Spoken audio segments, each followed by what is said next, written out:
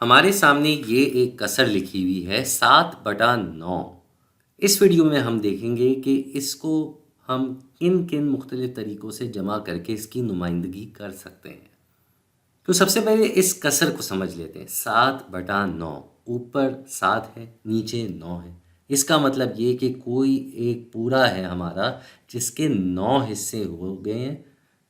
इसका मतलब है कि कोई एक पूरा है हमारा जिसके 9 हिस्से किए गए हैं और उनमें से 7 की नुमाइंदगी हो रही है। तो हम कोई एक पूरा अपने सामने ले आते हैं।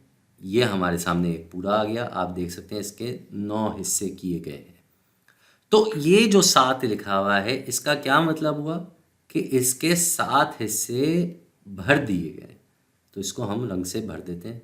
ये हमने एक हिस्सा भर दिया, फिर ये दूसरा हिस्सा, अब तीसरा हिस्सा रंग कर रहे हैं और आप देख सकते हैं कि ये 9 में से हमने 7 हिस्से रंग करने हैं।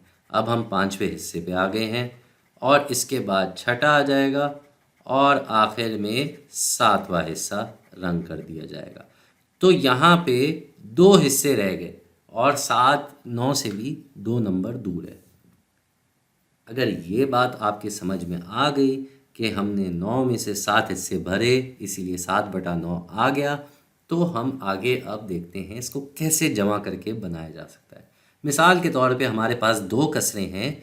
एक है 3/9 और दूसरी है यहाँ तो कुछ भी नहीं है। इसका क्या मतलब हुआ? इसका मतलब ये हुआ कि हम कोई यहाँ एक नंबर डाल के देखेंगे। तो पहले हम इसका भी तसव्वुर करके देख लेते हैं। ये 3 लिखा हुआ है, तो इस 3 का क्या मतलब हुआ कि 3 हिस्से भर दिए गए हैं। ये पहला हिस्सा भर दिया गया, ये दूसरा हिस्सा भर दिया गया और ये तीसरा हिस्सा भी भर दिया गया। तो अब 7/9 करने के लिए हमारे पास कितने हिस्से रह गए? यहाँ तक 7/9 है, तो हमारे पास है ये 1 2 3 4। हमें 4 हिस्से भरने, यानी कि यहाँ पे 4 नंबर आ जाएगा और फिर ये 4 हिस्से भर दिए जाएंगे। ये दूसरा हिस्सा भी भर दिया गया, फिर तीसरा हिस्सा और आखिर में ये चौथा हिस्सा। अब इसके 7 हिस्से पूरे हो गए, तो ये भी अब 7/9 के बराबर हो गया।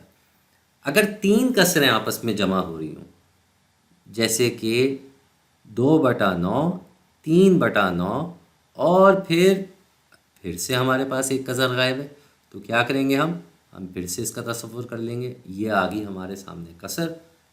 तो 2/9 का मतलब है कि एक हिस्सा और 2 हिस्से, दूसरा हिस्सा भी हमने उसी रंग में रंग कर दिया जिस रंग में 2 लिखा हुआ है। और फिर हमारे पास 3 है, यानी कि 3 हिस्से अब रंग होंगे। ये एक हिस्सा, ये दूसरा हिस्सा और ये तीसरा हिस्सा। अब 7/9 करने के लिए हमारे पास कितने हिस्से रह गए? ये 1 और ये 2। तो अब हम 2 हिस्से रंग कर देंगे। ये हमने पहला हिस्सा रंग कर दिया और फिर ये हमने दूसरा हिस्सा रंग कर दिया। इसका मतलब ये हुआ कि इधर इस कसर में क्या आएगा? 2 आएगा। तो क्या हम इस तरह 4 कसर भी जमा करके देख सकते हैं? बिल्कुल देख सकते हैं। आए देखते हैं। ये हमारे सामने ऐसी मिसाल आ गई जहाँ 4 कसरें जमा हो रही हैं। वाह भाई वाह! तो पहली कसर क्या है? 1/9, फिर 3/9, फिर 1/9 और फिर हमें पता करना है। तो हम क्या करते हैं? हम फिर से ये तस्वीर हमारे सामने ले आते हैं। पहली कसर क्या है? पहली कसर है 1/9। तो हम एक हिस्से को इस हिसाब से रंग कर देंगे। फिर दूसरी कसर क्या है? दूसरी कसर है 3/9। तो अब हमें कितने हिस्से रंग करने हैं? हमें 3 हिस्से रंग करने हैं। ये 1, ये 2 और फिर आखिर में ये 3। हमने इसके 3 हिस्से रंग कर दिए। तीसरी कसर क्या लिखी हुई है? तीसरी कसर लिखी हुई है 1/9, यानी कि सिर्फ एक हिस्सा रंग किया जाएगा। अब हमारे पास कितने हिस्से रह गए? हमारे पास रह गए 2 हिस्से, ये 1 और ये 2। ये 1 और ये 2। तो इसका मतलब यहाँ पे हमें क्या लिखना होगा, हमें 2 लिखना होगा। और हम इस हिसाब से 2 हिस्से रंग कर देंगे। ये एक हिस्सा रंग कर दिया और ये दूसरा हिस्सा रंग कर दिया।